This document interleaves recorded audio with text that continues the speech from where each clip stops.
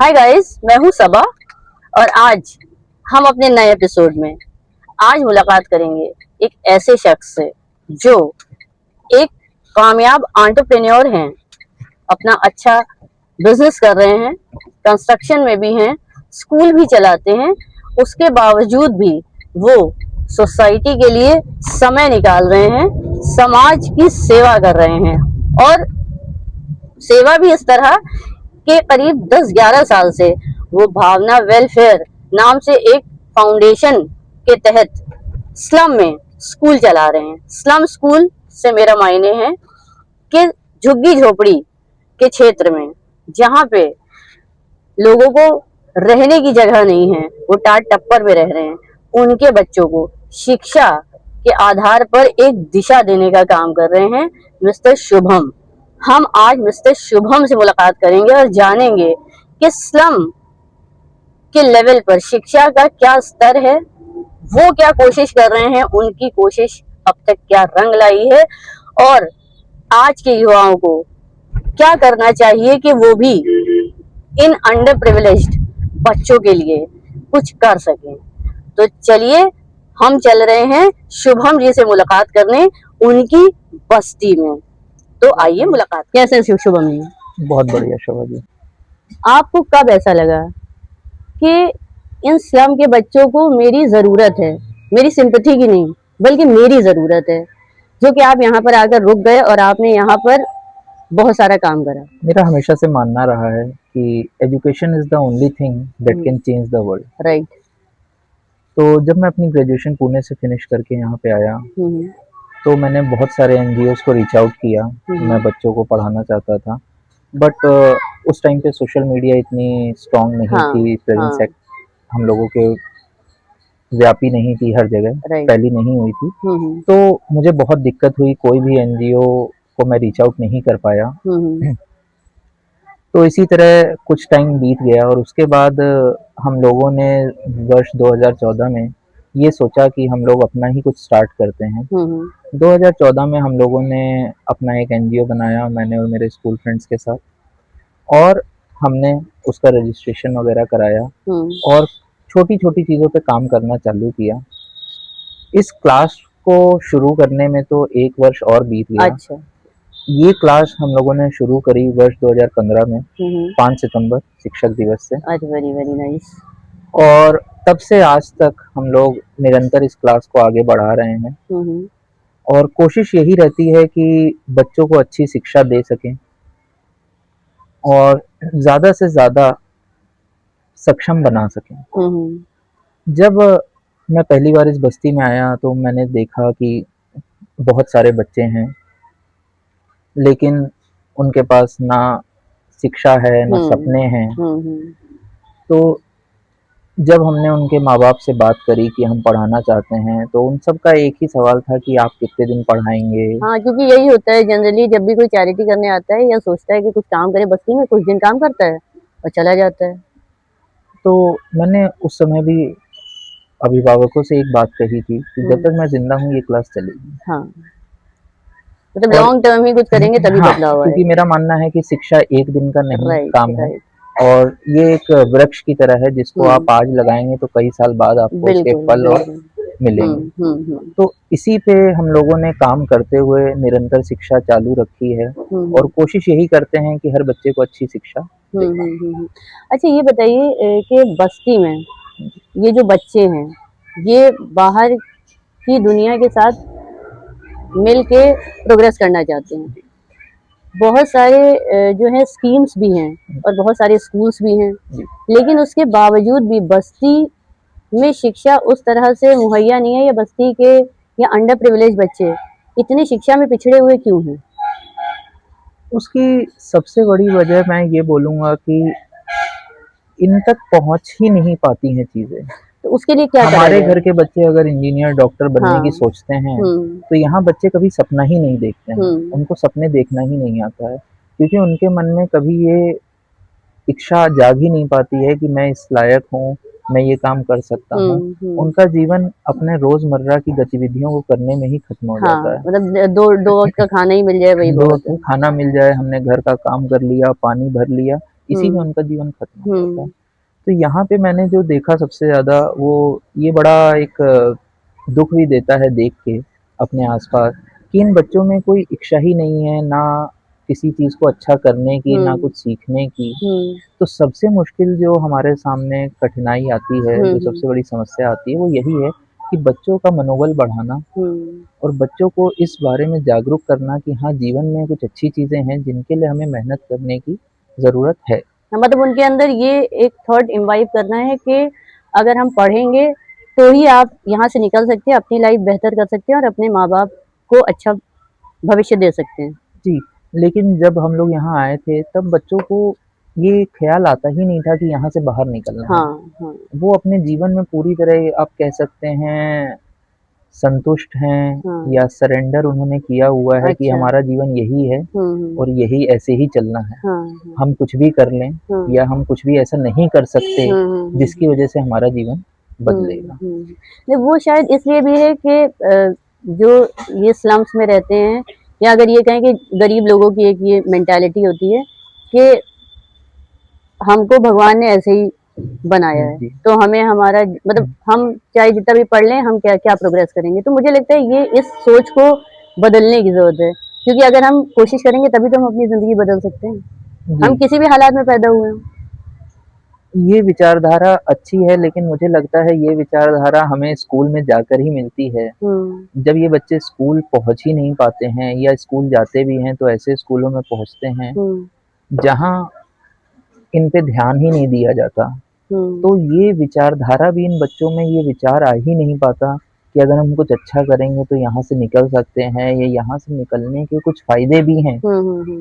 उन्हें बेहतर जीवन के बारे में पता ही नहीं है। तो आप ये जो 10-11 साल से बस्ती में काम कर रहे हैं, तो क्या बच्चों की सोच में कुछ बदलाव आप ला पाए? बहुत ज़्यादा तो नहीं, लेकिन हाँ, काफ़ी बच्चों के हमने जीवन को छुआ है और काफ़ी हद तक बच्चों के अंदर ये भावना आई है कि हम अच्छा कर सकते हैं, धीमे-धीमे। हर बार संभव नहीं होता कि हम जिस बच्चे को पढ़ा रहे हैं तो वो बच्चा अच्छी जगह पहुँच ही जाए, मेहनत करने के बावजूद भी, क्योंकि परिस्थितियाँ बहुत चीज़ें तय करती हैं, अपने आस-पास की भी। लेकिन हाँ, बच्चों ने कोशिश करी है, उनमें उम्मीद जगी है कि हाँ, हम कुछ कर सकते हैं और काफ़ी बच्चों को हमने साक्षर बनाया है, जो आज अच्छे से पढ़ लिख रहे हैं। तो क्या मतलब कोई एग्ज़ाम्पल लीजिए, कोई ऐसा बच्चा जिसको आपने यहाँ पे शुरू से पढ़ाया और आज वो किसी अच्छे स्कूल में पढ़ रहा है या कुछ अच्छा अपनी ज़िंदगी के साथ बेहतर कर रहा है? आज मेरे द्वारा शुरू से पढ़ाए गए बच्चों में से यहाँ कुछ बच्चे हैं जो इस साल 12वीं की परीक्षा दे रहे हैं और कुछ बच्चियाँ हैं जो बीबीए कर रही हैं। तो काफ़ी बच्चों में हम लोगों ने बदलाव ला पाए हैं। बस समस्या यहाँ जो हम लोग सामना करते हैं वो ये होती है कि बच्चे टिकते नहीं हैं। अगर मज़दूरों के बच्चे हैं तो वो 2 महीने यहाँ रहेंगे, 2 महीने चले जाएँगे। जहाँ काम होगा वहाँ चले जाते हैं काम के उसमें। और शिक्षा ऐसे पनप नहीं पाती। शिक्षा के लिए आपको समय चाहिए, बिल्कुल, ठहराव चाहिए। तो इसलिए ये एक समस्या आती है, लेकिन काफ़ी बच्चों को हम लोगों ने स्कूल और कॉलेज के स्तर तक पहुँचाया है। तो ये जो एक राइट टू एजुकेशन वाला जो एक स्कीम है, जिसमें ये अंडर प्रिविलेज बच्चों को अच्छे स्कूल में पढ़ने का मौका मिलता है, आपके स्लम से कोई बच्चा पहुँचा? स्कीम तो बहुत अच्छी है, लेकिन उसका फ़ायदा जिनको सही में ज़रूरत है उन तक पहुँच नहीं पाता। मैंने अपने कई बच्चों का भरवाया भी था आज से 3-4 साल पहले और बच्चों का सिलेक्शन भी हुआ, लेकिन अब उसके बाद वो कहते हैं कि एड्रेस वेरिफ़िकेशन करना है। अब झोपड़ी का एड्रेस वेरिफ़िकेशन कैसे कराया जाए, ये एक बड़ी समस्या है और जिसका समाधान किसी के पास नहीं था सिस्टम में। कि जब हमारे पास घर ही नहीं है तो आप पते पे जाँच कैसे करेंगे पहुँच के? तो इस चक्कर में बच्चों का दाखिला नहीं हो पाया। तो मुझे लगता है जो योजनाएँ बनाते हैं उनको ज़मीनी धरातल पर उतरने की ज़रूरत है और ये देखने की ज़रूरत है कि कैसे जो सही में इन योजनाओं के हकदार हैं उन तक इन योजनाओं का लाभ पहुँचे।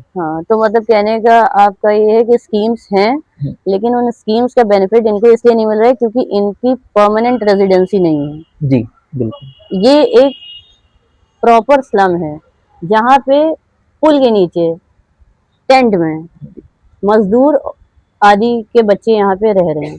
तो बहुत सारे तो परमानेंट भी नहीं है जो यहाँ पर टिके हुए हैं, और जो हैं भी तो उनके पास भी प्रॉपर पता नहीं है। इस वजह से बहुत सारी स्कीम्स का बेनिफिट इनको नहीं मिल पाता है। तो कुछ ऐसी स्कीम्स होनी चाहिए जो इनके भी बेटरमेंट के लिए हों। हाँ, या जो पहले से मौजूद स्कीमें हैं उनमें सुधार किया जाए ताकि इन तक लाभ पहुंच सके। जैसे किस तरह का सुधार आप सुझाव? जैसे अब ये पते की हाँ। वेरिफिकेशन ही है, हाँ। जांच करने का, अगर इसको हम बस्ती वालों के हिसाब से करें तो इन झुग्गी झोपड़ी वालों के बच्चे भी उन स्कूलों में पहुंच सकते हैं और काफी सुधार हमें देखने को मिलेगा। अच्छा, एक चीज और, जैसे कि राइट टू एजुकेशन में हमने बच्चा भेज तो दिया अच्छे स्कूल में, लेकिन फिर वहाँ पे थोड़ा सा क्लास का फर्क आ जाता है। और हम ये भी देखते हैं कि जैसे बच्चा वहाँ पहुँच तो गया, अपनी मेरिट पे पहुँच गया, लेकिन जब वो वहाँ जाता है तो वहाँ पे वो उसको एहसास कमतरी हो जाता है कि मतलब उसको लगता है ना कि ये मतलब ये जो दूसरे बच्चे हैं ये तो प्रिविलेज थे, ये मतलब बहुत अच्छे से ड्रेसअप होके आ रहे हैं, उनके पास सब कुछ है, लेकिन इन बच्चों के पास कुछ नहीं होता है। तो ये एक डिफरेंस सा होता है। जी, वैसे तो स्कीम में इस चीज का समाधान है। हाँ, क्योंकि बच्चे को एक मुश्त राशि दी जाती है किताबों के लिए और बैग और ड्रेस के लिए साल में एक बार। लेकिन हाँ, ये कहना गलत नहीं होगा कि बच्चे फर्क महसूस करते हैं। और जहाँ तक मैं अच्छे स्कूलों को जानता हूँ, जैसे मैं डॉक्टर वीरेंद्र स्वरूप का पढ़ा हुआ हूँ, तो वहाँ पे क्लास टीचर तक को भी नहीं बताया जाता है कि कौन बच्चा आरटीई से आया है। तो भेदभाव होने की संभावना कम रहती है, लेकिन खत्म हो जाती है ये तो नहीं कह सकते। और कई स्कूल ऐसे भी होंगे जहाँ इतना ध्यान इस चीज़ का ना रखा जाता हो और बच्चों तक या टीचरों तक ये बात पहुंच जाए कि ये बच्चा आरटीई के थ्रू है, तो ये दिक्कत ज़रूर आती है। तो इसके लिए तो जो बच्चे जा रहे हैं उन्हीं की हमें काउंसलिंग कह सकते हैं, उनको समझाना पड़ेगा कि आपके लिए एक अच्छा मौका है और अपने बैकग्राउंड को अपनी कमजोरी नहीं मानना है। ये आपको मौका मिला है और उस मौके का भरपूर फायदा उठाना, मतलब आपको अपनी पढ़ाई पर फोकस करना है, इस पे फोकस नहीं करना है कि हम कहाँ से आ रहे हैं या ये दूसरे बच्चे कहाँ से आ रहे हैं। तो हमें इनसे उस आधार पे कम्पीट नहीं करना है, हमको इनसे पढ़ाई के आधार पे कम्पीट करना है। जी, जैसे कि मैं मानता हूँ कि हम कहाँ पैदा हो रहे हैं ये हमारे हाथ में नहीं होता, लेकिन हम कहाँ पहुँचेंगे और किस स्थिति में जीवन जिएंगे ये बिल्कुल हमारे हाथ में होता है। ये हमारी मेहनत पे, हमारे कर्मों पे निर्भर करता है। बिल्कुल। अच्छा, ये बताइए, ये स्लम के बच्चों का सबसे बड़ा दर्द आपने क्या देखा? पैसे की कमी, रिसोर्सेज की कमी या उम्मीद की कमी? उम्मीद की कमी सबसे बड़ी है, क्योंकि मुझे लगता है हम लोग हर साल अखबार में कई उदाहरण देखते हैं कि बच्चा बिल्कुल पिछड़े वर्ग से भी आया, बैकग्राउंड से भी आया, उसके बाद भी वो आईएएस पीसीएस सब बन रहा है। तो मुझे लगता है उम्मीद की कमी ही सबसे बड़ी है। अगर बच्चे के अंदर उम्मीद होती है तो वो अपनी परिस्थितियों से लड़कर भी जीवन में कुछ बन सकता है। क्योंकि बहुत सारे ऐसे एग्जाम्पल हैं कि बहुत ही एडवर्स सिचुएशन से आए हैं, लेकिन उन्होंने बहुत मेहनत करी और आज सोसाइटी में एक बहुत अच्छा मकाम है। तो इन बच्चों में, बस्ती के बच्चों में ये उम्मीद जगाने के लिए आप लोग क्या कर रहे हैं? हम लोग बच्चों को छोटी छोटी खुशियाँ देने की कोशिश करते हैं और उनके सर्वांगीण विकास के लिए मेहनत करते हैं। जैसे हमने अपनी कक्षा में पढ़ाई के साथ खेल कूद, सांस्कृतिक कार्यक्रमों को भी सम्मिलित किया है, तो बच्चों का उनसे मनोबल बढ़ता है। और पर्सनालिटी डेवलपमेंट से रिलेटेड भी कुछ है? पर्सनालिटी डेवलपमेंट से रिलेटेड हम लोग डिबेट वगैरह कराते हैं बच्चों के लिए। मैं कोशिश करता हूँ कि बच्चों को ज्यादा से ज्यादा चीजों में हिस्सा दिला सकूं, जो भी हमारी क्लास के बाहर भी होती हैं। तो उससे बच्चों का, जब वो बच्चे वहाँ पे अपनी प्रतिभा का प्रदर्शन करते हैं तो उनका मनोबल बढ़ता है। मुझे लगता है कि जब बच्चों को ये एहसास होता है कि वो कुछ कर सकते हैं और उनको ये मोटिवेशन दिया जाता है, तो उनके अंदर और अच्छा करने की इच्छा जागती है। जी बिल्कुल, हमारे यहाँ कई बच्चे आज के टाइम में बहुत अच्छा योगा कर रहे हैं। अच्छा, ओके। और कुछ बच्चियाँ बहुत अच्छा डांस करती हैं, जो बहुत अच्छा डांस परफॉर्म करने लगी हैं। तो ये धीमे धीमे ही संभव होता है, लेकिन जब बच्चा अपने आप को अच्छा करते हुए कहीं देखता है, 4 लोग उसकी हौसला अफजाई करते हैं, वो तो उसमें बिल्कुल मनोबल बढ़ता है। बहुत जरूरी, क्योंकि जिस घर से, जिस बैकग्राउंड से बच्चे आ रहे हैं, इनको पुश करने की जरूरत है। और अगर हम इनको सही दिशा में पुश करेंगे तभी ये सही दिशा में आगे बढ़ पाएंगे, वरना तो इनके पास बहुत सारे रास्ते हैं लेने के लिए। ये हमारी जिम्मेदारी है एज अ सोशल वर्कर कि हम उनको सही रास्ते की तरफ ले जाने की कोशिश करें। जी बिल्कुल, बच्चों के पास बहुत सारे रास्ते हैं हम्म और संगति भी कई जगह गलत है, आधी से ज़्यादा हम्म। जगह। इन मोहल्लों में जो सबसे बड़ी दिक्कत हम लोग राइट देखते राइट। हैं, हाँ आसपास के एनवायरनमेंट की देखते हैं, जो कई बार हाँ। बहुत गलत माहौल में बच्चों को ले जाता है या हम्म उन्हें अच्छी जगह जाने नहीं देता है। तो हम्म। ज़रूरत है कि बच्चों को अच्छी दिशा में धक्का दिया जाए, उनको ले जाया जाए, जिससे वो अपने आप रोशनी की तरफ बढ़ सकें। अच्छा, आप बस्ती में काम कर रहे हैं, बच्चों के साथ काम कर रहे हैं, तो इनके पेरेंट्स पे भी आप कुछ काम कर रहे हैं क्या? उनके भी बेटरमेंट के लिए आप लोग ने कोई कदम हम उठाया है? लोग कोशिश करते हैं कि हर हफ्ते अभिभावकों को बुलाकर उनके बच्चों की उनको रिपोर्ट दें, प्रोग्रेस। प्रोग्रेस हाँ। रिपोर्ट दें हम्म। और उनको कोशिश करें प्रोग्राम्स में अपने, जैसे मदर्स डे है, फादर्स हाँ डे है, हाँ हाँ। ताकि उनको भी अपने बच्चे की उपलब्धियां पता हाँ, चलें उनको और समझ में आए कि बच्चा हाँ, काबिल है हमारा, और उनके मन में भी ये उम्मीद जगे कि हाँ, मेरा बच्चा पढ़ लिख के कुछ कर कर सकता है। सकता है, हाँ कुछ बन सकता है। हाँ हाँ, तो वो जरूरी है। वरना अगर उनको यही नहीं समझ में आएगा कि इस पढ़ाई का कोई फायदा है, तो क्योंकि मैंने देखा है कि वो भी बच्चों को फिर परस्यू करने नहीं देते हैं, कहते छोड़ो तुम कहीं काम पे लग जाओ, थोड़ा सा कमा के जी, दे दो। ये दिक्कत एक बड़ी आती है कि छोटी उम्र में बच्चों को काम पे लगा दिया हाँ जाता हाँ है, हाँ। लड़के हैं तो, हम्म। लड़कियां हैं तो घर का काम घर के काम में कराने में लगा लगा देते हैं। दिया जाता हाँ। है। तो हम लोग कोशिश करते हैं समय-समय पर बात करके उनसे और उनको अपने कार्यक्रमों का हिस्सा बनाकर कि उनके मन में ये बदलाव ला सकें। लेकिन ये एक बहुत धीमी लड़ाई है, टाइम टेकिंग तो है। बहुत टाइम टाइम टेकिंग टेकिंग तो प्रोसेस है। है और काफ़ी लोगों में बदलाव आया है, बट काफ़ी लोग ऐसे भी हैं जिन्होंने बदलाव नहीं आया। हम्म काफ़ी लोग इसलिए बच्चों को भेजते हैं कि हम लोग सामान देते हैं हम्म। या ठीक है, जब तक हम पढ़ा पा रहे हैं तब तक पढ़ लेगा बच्चा, उनके मन हाँ में कुछ कराने की इच्छा नहीं है। हाँ लेकिन हम इसको अपने काम का एक हिस्सा मानते हैं कि हमारी उम्मीद ये रहती है कि जितना आप कोशिश कर सकते हैं, हाँ वो आपके हाथ में है। हाँ हाँ हाँ। नहीं, वो तो ठीक है, हम अगर कोशिश करेंगे तभी तो कुछ कर पाएंगे, कुछ बदलाव जी, ला पाएंगे। तो ये आप बहुत अच्छा काम कर रहे हैं कि आप स्लम के बच्चों के लिए कंसिस्टेंटली कुछ काम कर रहे हैं, वरना लोग आते हैं, थोड़ा काम करते हैं और चले जाते हैं। एक बच्चे की जिम्मेदारी शिक्षा। अगर एक युवा ले ले, जिम्मेदारी इमोशनली लेनी है, मतलब आपको जो आता है आप उसे वो सिखाइए जी, या उसको जिंदगी में बेहतर करने के लिए आप प्रोत्साहित करिए। जी। तो मुझे लगता है कि समाज में एक बड़ा बदलाव आएगा। मतलब आपको कुछ बहुत बड़ा करने की जरूरत नहीं है, ऐसा नहीं कि आपको बहुत पैसा खर्चा करने की जरूरत है। नहीं, बहुत बड़ा करने की ज़रूरत नहीं है, कहीं दूर जाने की ज़रूरत नहीं है, सबके घरों के पास बस्तियाँ हैं, हम्म। वहाँ सब बच्चे हैं। किसी एक भारत बच्चे की में जिम्मेदारी ले किसी लीजिए। एक बच्चे को आप पढ़ाना चालू कीजिए, हम्म। आपको अपने आप उसमें बदलाव दिखेगा, जिससे आपका भी मनोबल बढ़ेगा और उस बच्चे का भी भविष्य सुधरेगा। बिल्कुल बिल्कुल, क्योंकि इन बच्चों को गाइडेंस की ही जरूरत है। सही गाइडेंस इनको नहीं मिलता जी, है, तभी ये किसी भी तरह की लाइन में पहुंच जाते हैं, क्योंकि जो जी, इनको परस्यू कर ले जाता है ये उसके साथ चले जाते हैं। जी, तो अगर हम उनको अच्छी राह पे ले जाएंगे तो वो सही राह पे निकल जी, जाएंगे।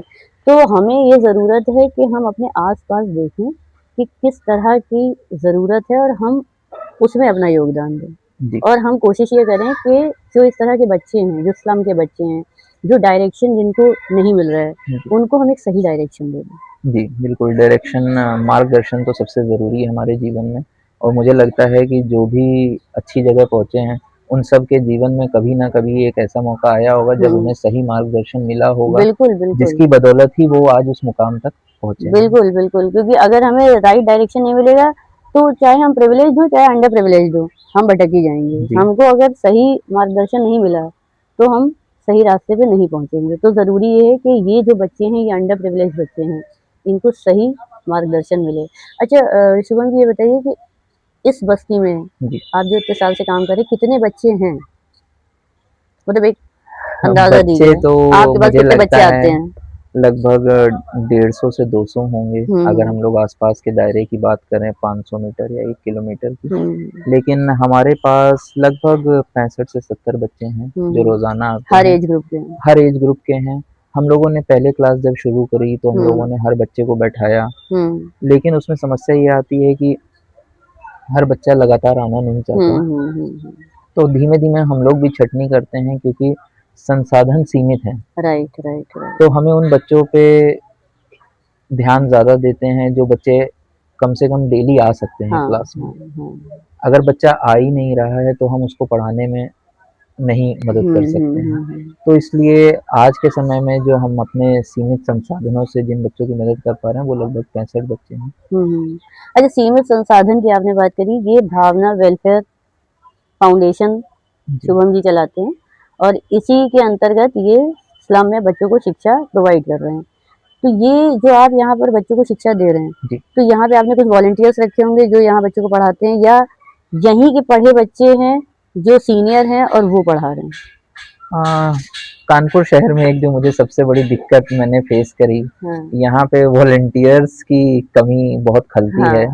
मैंने पुणे से पढ़ाई करी और वहाँ पे बहुत बच्चे युवा पार्ट लेते हैं वॉलंटियर वर्क करने में। कानपुर में बच्चे अपने घर से बाहर ही नहीं निकलना चाहते हैं, तो यहाँ पे हमारे पास वॉलंटियर्स उतने नहीं आ पाते हैं। तो मेरे पढ़ाए हुए ही बच्चे अब बड़े होके वो मेरी क्लास लेने में मदद करते हैं। वो अब आगे के बच्चों को पढ़ा रहे हैं। ठीक है। अच्छा, ये बताइए कि आप लोग जो यहाँ पर काम कर रहे हैं, ये आप भावना वेलफेयर के फाउंडर प्रेसिडेंट हैं। जी। तो आपकी ये टीम कितने लोगों की टीम है? हम लोग 7 लोगों ने ये शुरू की थी, मैंने और मेरे। तो अभी वो 7 लोग हैं इस टीम में या बाकी लोग अपने और कामों में बिजी हो चुके हैं? टीम में जुड़े हुए हैं, लेकिन आजकल का जीवन ऐसा है कि हर कोई उतना समय नहीं दे पाता। कुछ लोग बाहर भी हैं, कानपुर में नहीं है सब लोग, तो इस वजह से भी मुश्किल हो जाता है, बट उनका सहयोग पूरा रहता है। लेकिन प्रॉपर्ली फोकस इस काम में आप हैं, क्योंकि मुझे आप ही दिखते हैं यहाँ पे। ये कह सकते हैं, क्योंकि मैं समय दे पाता हूँ। ये भगवान का आशीर्वाद कह लीजिए या मेरी किस्मत कह लीजिए कि मैं समय निकाल पाता हूँ अपने काम के साथ। हर किसी के लिए संभव नहीं होता, क्योंकि मेरा अपना बिजनेस है, तो मैं समय मैनेज कर पाता हूँ, तो मैं बच्चों को पढ़ाने में समय। नहीं, बहुत अच्छी बात है। और मुझे लगता है कि जो लोग सक्षम हैं वही अगर समाज के इस पिछड़े तबके के लिए समय निकालेंगे और उनके बेहतरी के लिए कुछ करेंगे, तभी समाज में कुछ हो सकता है, क्योंकि हमको भी समाज से ही मिला है। जी। तो ये हमारी जिम्मेदारी है कि अगर हम दे सकते हैं तो समाज को हम वापस लौटाएं, दूसरों की सेवा करके या मदद करके। तो हम ले आए हैं शुभम जी को फ्रंट सीट कन्फेशन कराने। 2 सवाल आपसे पूछूंगी, थोड़ा सा पर्सनल भी और थोड़ा सा आपके काम से रिलेटेड भी। ये बताइए कि आप ये जो काम कर रहे हैं, तो आपने कहा कि कई बार ऐसा आपको दिखने में आता है कि बच्चे अच्छा कर रहे हैं, और कई बार आप ये देखते हैं कि आपने बच्चे पे मेहनत करी और बच्चा चला गया, या उसके माँ बाप ने ही आगे उसको पढ़ाने में कोई इंटरेस्ट नहीं दिखाया, उन्होंने अपना बच्चा छुड़ा लिया। तो ऐसे कई बार ऐसे होता होगा। तो कई बार आपको ये भी लगता होगा कि इतनी मैंने मेहनत करी, तो आप डिमोटिवेट हो जाते होंगे या आपको होपलेस सा फील होता होगा। बहुत बार ऐसा होता है और ये हर किसी की जिंदगी में होता है। मुझे ऐसा लगता है चाहे इंसान कामयाब हो या कामयाब ना भी हो, उसकी जिंदगी में ऐसे लम्हे आते हैं कि कई बार वो डिमोटिवेट हो जाता है या होपलेस हो जाता है या डिप्रेस भी हो जाता है, या उसको लगता है मैं ये काम क्यों कर रहा हूँ। तो ऐसे लम्हे आपकी लाइफ में भी आए होंगे। तो उसके बावजूद भी ऐसा क्या था जो आपको आगे आप बढ़ते चले गए और आप रुके नहीं? मैं ये कहूँगा कि अगर जाने वाले बच्चे निराशा का कारण बनते हैं, तो जो बच्चे हमारे पास डेली आ रहे हैं वही हमारी उम्मीद बनते हैं। तो ये बच्चे, वो बच्चे आपको मोटिवेट करते हैं जो आपके पास रुके हुए हैं। जी। तो इससे आप बिल्कुल घबराते नहीं, आप होपलेस नहीं होते? ये तो नहीं कहूँगा घबराता नहीं हूँ या परेशान नहीं होता हूँ। कई बार या गुस्सा नहीं आता है? कई बार ये भी लगता है कि फायदा नहीं हुआ कुछ पढ़ाने इतनी का, मेहनत करी हमने, इतनी मेहनत की, बड़ा दुख भी होता है। कई बार ऐसे बच्चे गए छोड़ के जो पढ़ाई में बहुत अच्छे थे और आपको आगे बढ़ गए थे, जो जिनसे लगता था कि वो अपना जीवन बदल सकते हैं, और वो उस समय पढ़ाई को बीच में छोड़ के चले गए। हम लोगों ने कोशिश भी करी रोकने की, पर नहीं सफल हुए।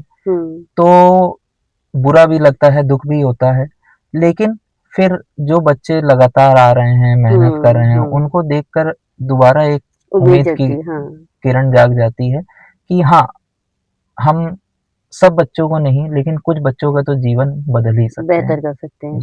अच्छा, ये बताइए, कोई एक बच्चा इन 10-11 साल में, कोई एक बच्चा जिसको देख के आपको अपने काम पे फख्र होता है? मैं कहूँगा मेरी सबसे सीनियर स्टूडेंट है फिजा। इसको मैं 2019 से पढ़ा रहा हूँ। अच्छा। ये सरकारी स्कूल की छात्रा थी, कक्षा 8 की। जब मैंने इसको पढ़ाना चालू किया तब इसको एप्पल बॉल भी लिखना नहीं आता था। और आज के समय में वो BBA कर रही है, सेकंड ईयर। एंड उसका अभी जो पिछला रिजल्ट आया उसमें उसने कॉलेज में टॉप किया अपने, तो उसको देख के लगता है कि हाँ हम लोग जीवन में कुछ कर पा रहे हैं या मेरे पढ़ाने से बच्चों को कुछ फायदा हो रहा है। हाँ, तो मतलब उसको देख के आपको ये लगता होगा कि अब बीबीए कर रही है तो आगे जाके इसका फ्यूचर जी ब्राइट है, तो आपने उसकी जिंदगी बेहतर करने में बहुत योगदान दिया हुआ है। जी, कोशिश करिए। अच्छा ये बाकी तो बताइए, बच्चे की मेहनत ही होती है। हाँ ये तो है, बाकी तो बच्चे का विल है, जी, डिटर्मिनेशन है कि मुझे करना है, वरना तो आप जितना कह आप लीजिए बच्चे को केवल नहीं करना है तो नहीं रास्ता करना है। दिखा सकते हैं, चलना तो बच्चे को ही बिल्कुल पड़ेगा। बिल्कुल बिल्कुल। अच्छा ये बताइए, इतने वक्त से आप काम कर रहे हैं, आपने बच्चों को बहुत नजदीक से देखा होगा, जी, बच्चों को इमोशनली भी आपने जाना होगा, जी। आपको क्या लगता है कि ये जो स्लम के बच्चे हैं, अगर इन्हें मौका मिले तो ये दुनिया से वो कौन सी बात है जो ये कहना चाहेंगे? अगर मौका मिले तो मुझे लगता है बच्चे कहना चाहेंगे कि हम भी कर सकते हैं, हमको चांस दिया जाए। हम भी कर सकते हैं, हम में भी क्षमता है हम्म करने की, अगर हम्म। हमें सही अवसर दिए जाएँ तो। तो उनके लिए अवसर की कमी है, जी, बिल्कुल। तो अगर इनको अवसर मिले तो ये भी बेहतर कर सकते हैं और ये भी आगे बढ़ सकते हैं और बहुत कुछ अचीव कर सकते जी, हैं, बिल्कुल। मतलब इस जगह से निकल के समाज में अपना एक मकाम बना सकते हैं। जी, और भारत के एक अच्छे नागरिक बन सकते हैं। हम्म जैसा कि हम लोग अपनी क्लास में एक बोलते भी हैं हम्म। कि तालीम से पहले तहज़ीब, बिल्कुल तो बिल्कुल। हमारा इस पे भी ध्यान रहता है कि बच्चों को शिक्षित के साथ ही हम्म। एक अच्छा नागरिक भी बनाएँ देश हाँ, का। सुयोग्य नागरिक बनाए, जी, हाँ, जो जिसको मैनर्स भी हों जी, और जिसको क्योंकि समाज अगर में अच्छा मिल के रहने की भी एक तरबियत जिसके अंदर जी, हो। क्योंकि अगर अच्छा इंसान नहीं है तो पढ़े-लिखे होने का कोई बिल्कुल फ़ायदा बिल्कुल, नहीं है। क्योंकि ऐसे बहुत से इंसान हम लोग अपने आसपास देख रहे हैं जी, जो पढ़े लिखे तो हैं, लेकिन उनके अंदर इंसानियत नहीं है, तो मुझे लगता है पहले इंसान को इंसान बन जाना जी, चाहिए। पहले इंसान बन जाना चाहिए, पढ़ा-लिखा बाद में हम बन सकते ये हैं। बहुत अच्छी आप चीज सिखा रहे हैं कि इंसान बन जाओ पहले। जी, अच्छा चलते चलते एक राय दीजिए युवाओं को कि वो भी समाज में अपना योगदान दे, मतलब अपने लिए तो हर कोई जी रहा है, अपने लिए तो हर कोई कर रहा है और जी, अपने बारे में हर कोई सोच रहा है, और आज के समय में हम देख रहे हैं लोग अपने बारे में बहुत ही सोच रहे हैं, मतलब सेल्फ सेंटर्ड हो गए हैं। जी, तो सेल्फ सेंटर्ड रहें, जी। अपना प्रोग्रेस करें, लेकिन उसके साथ ही साथ समाज के इस पिछड़े तबके के लिए भी कुछ करें, इसके लिए एक मैसेज दीजिए युवाओं को जो कि वो इजीली कर सकें। मैं तो ये कहना चाहूँगा युवाओं से कि ज़्यादा कुछ नहीं तो आप अपने कॉलेज के दिनों में ही हम्म। कम से कम वॉलंटियर वर्क करके हम्म। एक बार नज़दीक से तो देख सकते हैं कि इन बच्चों की, इस समाज के लोगों के लिए हम्म हमारे समाज में किस तरह से समस्याएँ हैं, हम्म परेशानियाँ हैं, और हम्म आगे चलकर अगर वो इस लायक बन पाते हैं, समय हम्म। निकाल पाते हैं अपने जीवन में तो बिल्कुल और अच्छा करें। हाँ नहीं, ये तो बहुत जरूरी है कि नजदीक से देखना बहुत जरूरी है, क्योंकि जब तक हम दूर से देखते हैं हमको ये लगता है कि सब ठीक है, सब जी, बेहतर है, क्योंकि जब मैं भी आपकी इस बस्ती में 2-3 बार अपने वॉलंटियर्स को लाई और मेरे बच्चों ने जब नज़दीक से बस्ती में जा के जब उन्होंने सर्वे करा, जब उन्होंने पास से देखा, तो वो मतलब बड़ा वो परेशान भी हुए देख के, उन्होंने आके मुझसे कहा भी कि मैम वो लोग ऐसे रह रहे हैं, मतलब इस तरह से रहते हैं। तो जब आप नज़दीक से देखते हैं तब आपके दिल में दर्द उठता है, तब आपको लगता है कि हाँ, मुझे भी कुछ करना चाहिए। जी। कई बार क्या होता है कि जिस चीज़ को हमने सही से नहीं जाना होता, हम उसको सामने वाले की गलती मान लेते हैं। तो हुँ। हमारे समाज में एक धारणा बनी हुई है कि बस्ती वाले इसलिए ऐसे हैं क्योंकि वो करना ही नहीं चाहते हाँ, हैं। हाँ, हाँ, वो अपनी ज़िंदगी बेहतर करना नहीं वो चाहते अपनी हैं। ज़िंदगी बेहतर नहीं करना चाहते हैं या वो मेहनत ही नहीं करना हाँ, चाहते हैं। हाँ, हाँ। हम ये समझना ही नहीं चाहते हैं कि उनकी मानसिकता क्यों इस तरह की हो गई है और उसके पीछे क्या वजह रही, उनके हुँ, रोज़मर्रा के जीवन की भागम-भाग या हुँ, जो आपकी आवश्यकताएँ हैं वो पूरी ना हुँ, होना, हुँ। तो हर चीज़ आपकी मानसिकता को बदलती है। राइट, तो राइट। इसलिए हम लोगों को जब हम करीब से देखते हैं, जानते हाँ। हैं, हुँ। तो हम बेहतर समझ पाते हैं चीज़ों हाँ, ये तो है कि जब तक बेसिक ज़रूरतें पूरी नहीं होती हैं, तो आप बाकी और क्या आप हासिल करेंगे? तो पहले तो बेसिक ज़रूरतें पूरी होना ज़रूरी है। ये बताइए, यहाँ पे इस बस्ती में बहुत सारे लोग बहुत वक़्त से रह रहे हैं को। जी। और बड़े खराब हालात में रह रहे हैं। क्या इधर का पार्षद या कोई भी अथॉरिटी कुछ भी इनके लिए करना नहीं चाहती है या करती नहीं है? पार्षद मैं मुझे लगता है कि पार्षद का तो झुग्गी झोपड़ियों में कुछ रहने का नहीं होता। हाँ, कुछ को ज़रूर प्रधानमंत्री आवास योजना में घर मिले हैं, अच्छा। लेकिन उसके साथ ये समस्या आती है कि रोज़गार यहाँ है, घर 50 किलोमीटर दूर मिला है अगर, तो वहाँ जाके इंसान क्या करे? क्योंकि किराया भाड़ा इतना लग जाएगा हाँ, तो काम वो की सोचते जगह हैं आने यहीं में, यहीं पे पड़े रहें। तो इसलिए भी लोग जाना नहीं चाहते हैं उन हाँ, जगहों पे। हाँ, हाँ। बाकी पार्षद वगैरह तो मुझे लगता है उतने मददगार नहीं साबित होते हैं, हुँ, क्योंकि इनके पास ना घर हैं, हुँ। ना ये बिल जमा करते तो हैं। ये वोट डालते हैं, ये मतलब वोटर्स हैं ये? वोटर्स हैं, कुछ हाँ। अपने गाँव में हैं, कुछ यहाँ पे अच्छा, हैं। अच्छा, अच्छा। तो इसलिए इनके बेहतरी के लिए कोई कुछ प्रयास नहीं कर रहा ठोस है। कदम नहीं उठ पाते हैं। हाँ, क्योंकि ना तो इनका पक्का पता है जी, और ना ये यहाँ पे परमानेंट रुके हुए हैं। स्थायी ये निवासी हैं यहाँ हाँ, पे। इस वजह से इनकी बेहतरी के लिए कुछ नहीं हो जी, पा रहा है। तो खैर आप बहुत अच्छा काम कर रहे हैं। थैंक अब यू। चाहे स्थायी निवासी हो कोई या ना हो, हमारी ज़िम्मेदारी है कि अगर हम किसी की ज़िंदगी बेहतर कर सकते हैं, तो हमें उसके लिए करना चाहिए। तो आप अच्छा प्रयास कर रहे हैं।